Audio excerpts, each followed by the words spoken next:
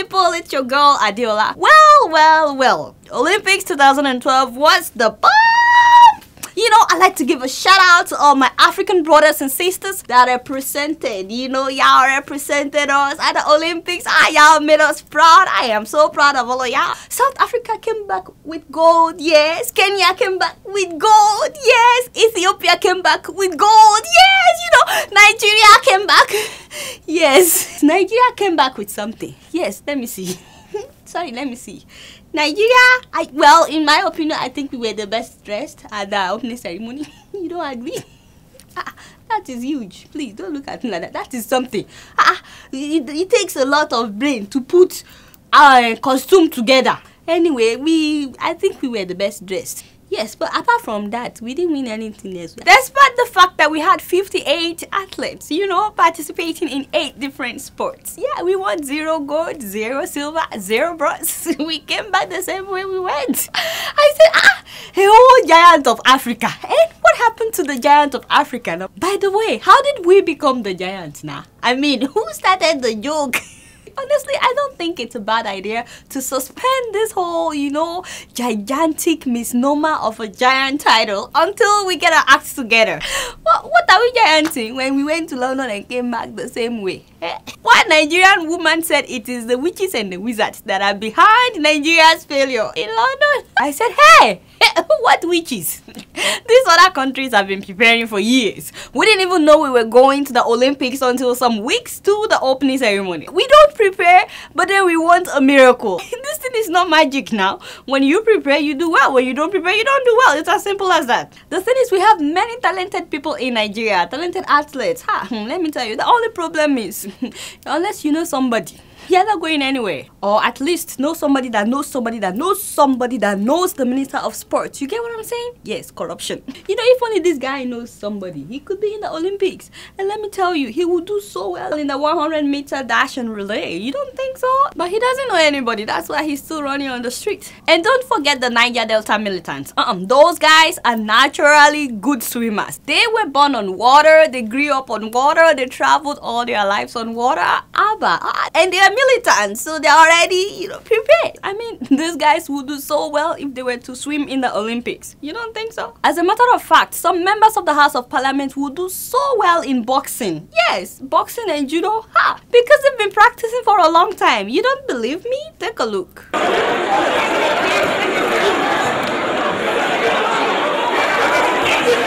It's okay to recruit people from abroad, but the problem is each one of them thinks that he's the best. So instead of them working together as a team, everyone is trying to outdo the rest so that he can be the star. Why do you think the US beat us so badly in the basketball game? 156-73? Trust me, that is not the work of witches or wizards. This is just common sense. I meant to say the US fielded overage grandpas, you know, like Kobe Bryant. Kobe Bryant, that guy has been around forever. Unlike this Nigerian, you know, basketballers, nobody knew any of them. No offense, but you know, I didn't know we had a national basketball team until Olympics came. Anyway, if 2016 comes and we still do not prepare, we'll have to keep blaming the witches and the wizards. Me, I'm just keeping it real. So speaking of witches, a 62-year-old man has confessed to be responsible for the missing underwear in Zimbabwe. You guys remember my last episode? I told you about how 26 women woke up. Mysteriously, their underwear disappeared while they were sleeping. They woke up and, you know, it was not there anymore. So, on my last show, I promised you guys that I would give you updates if they find out who was responsible for the missing underwear. I told you that the chief of Unjalele decided that they would have a cleansing, like a witch cleansing. So they brought a witch hunter, that's a Tekamatanda, and a pastor to come and perform the cleansing ceremony. So 62-year-old Nkobe confessed that he was the one behind the whole, you know, underwear drama. So he said he has a goblin which he bought in 2004, and the goblin was supposed to bring him good luck and help him get promoted at his job. But the goblin turned into bad luck instead of good luck. He started terrorizing women in the middle of the night, stealing their underwear since 2004. So these underwears have been disappearing since 2004, my people. The sad thing is that this goblin doesn't just, remove the underwear. He's actually been doing it. Yes, with these women. While they were sleeping, he does it with them. Me, I can't even say it out. It's too big for my mouth. None of these women came out when it was reported that their underwear were missing. None of them said, oh, by the way, they also had sex, in the middle of the night. Oops, I said it. He didn't say that until, the witch confessed that the goblin doesn't just remove the underwear. That was when the women got up trying to beat up the witch because they were like, yes, he had sex with them in the middle of the night. I was like, ooh, snap. When they finally brought out the goblin was wearing 2 pairs of underwear. And you know what? The wife of the head of the village was like, hey, those are my underwear. She said she's been looking for them since 2004, that they disappeared mysteriously. Okay, we won't go into that.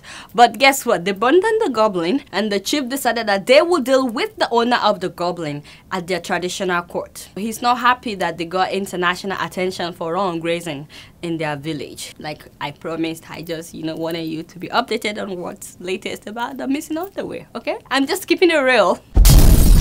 Alright, let's move on to Kenya, where they're dealing with a more serious issue. The issue in Kenya is not underwear. The issue in Kenya is skirts. Do you know that the students of Ruathia Girls High School went on strike? These girls went on strike to protest that their school uniform, precisely their skirts, was too long.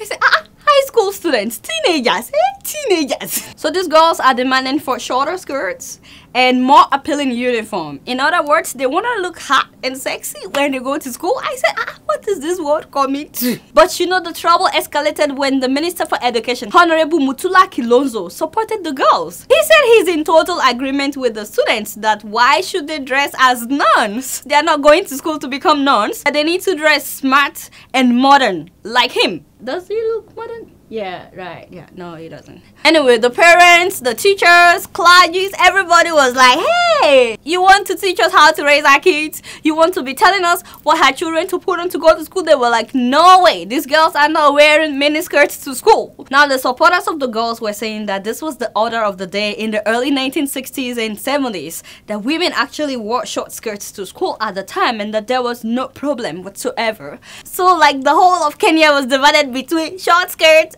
and long skirts. So between looking hot and looking like a nun. So a lot of people were so upset with this Minister for Education. Some of them were calling for his resignation. After so much pressure, he said he didn't mean mini skirts, short. Yes, he said he just wanted them to look smart. So he promised the people of Kenya that he will come up with an example of what an appropriate smart skirt looks like. And this is what he came up with. Excuse me, is that the skirt that the minister came up with? This guy, you are playing with your job. You don't pay attention when I'm talking. Is that the picture to put up? You are putting sexy thing, little thing on the body. Don't put something like that on my show. Put up the skirt that the minister was holding. Yes, that one. So yes, sorry Ojari. So that was the skirt that the minister came up with. It's 2 inches above the knee. So it's not too short for the students to look sexy, and it's not too long for them to look like nuns. I just hope that these girls will fight to be smart and not just to look smart, because they're fighting to look smart, but I hope they would fight to actually be smart. I'm just keeping it real. So somebody told me that Nigerian First Lady and her husband, that they went to Jamaica for, the 50th independence anniversary. I said, that cannot be true. It is a lie. I said, how can they leave Nigeria when, things are the way they are? There must be a mistake somewhere. It must be people talking again. Enemies of progress. Trying to destroy the image of the First Lady and her husband.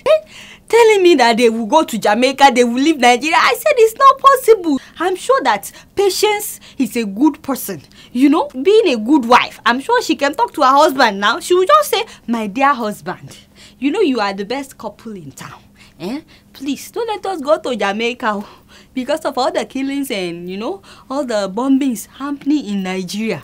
And let us find a solutions to all these problems. Me, I will keep working on my speech for my fellow widows. So I'm sure that she will speak to her husband. In fact, this last Monday, 19 people were killed in a Deeper Life church when unknown gunmen attacked them in the middle of service. Until I saw this picture of her in Jamaica. I was like, she's actually in Jamaica.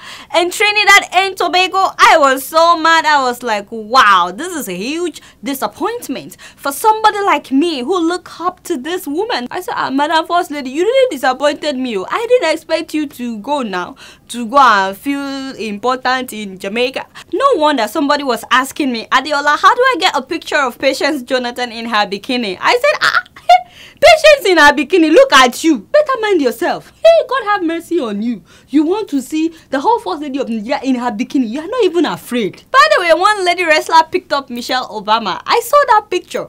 And the first thing that came to my mind was, it would take about 4 wrestlers at the Olympics to pick up Patience Jonathan. I'm not saying that she's overweight, okay? I'm just saying that she's a dignitary, a special person, an important person. And you know, important people, you don't pick them up like that. Like they picked up Michelle Obama. For somebody like Patience Jonathan, important people, you have one person on this side, one on this side, one behind, one at the other side, and they will pick her up gently. By the way, I heard that when they were in Jamaica, that the president photographer was rough-handled. I said, they are disrespecting the president's photographer. And we think we're all that. I mean, they can't do that with other presidents. They can do that with Obama. The only reason these people in Jamaica are celebrating their independence is because they're not dealing with any suicide bomber or Boko Haram, you know? These people are moving gradually from the north to other states. Now they are in Kogi. I said, how far do they have to go before the government would wake up? It's like we're used to it. We are not even shocked when we hear that 15 people were killed in a church service. It doesn't even mean anything to us anymore because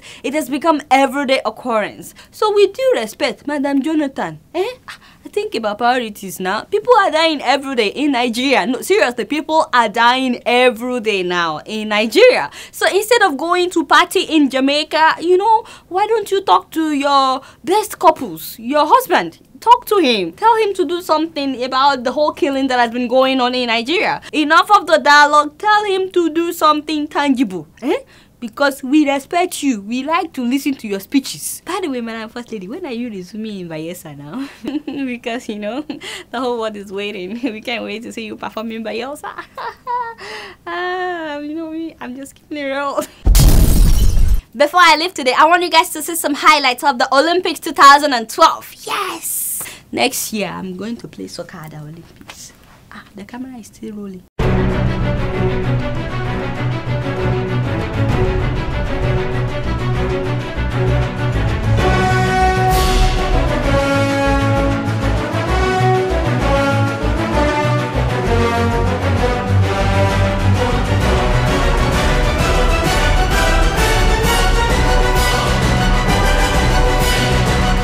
Alright, y'all, it's been real, and I'm keeping it real right up in here. Until next week, I'ma see y'all later. Peace out.